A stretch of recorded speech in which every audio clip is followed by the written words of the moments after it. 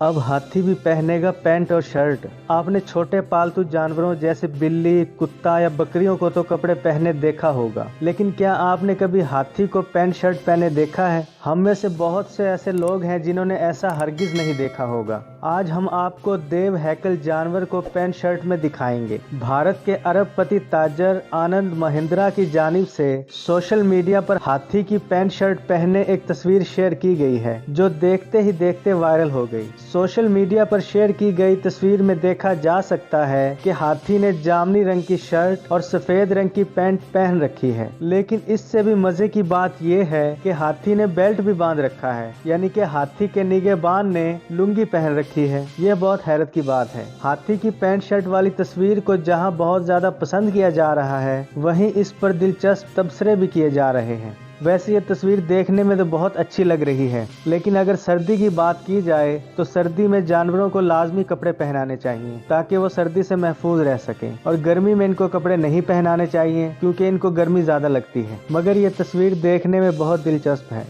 उम्मीद करता हूँ ये छोटी सी रिपोर्ट आपको अच्छी लगी होगी। अगर रिपोर्ट अच्छी लगे तो हमारे चैनल को सब्सक्राइब करें, साथ में घंटी के निशान को ज़रूर दबा दें ताकि आने वाली हमारी वीडियो आपको सबसे पहले मौसूल हो सके, और अपनी राय का इजहार कमेंट सेक्शन में ज़रूर कीजिएगा।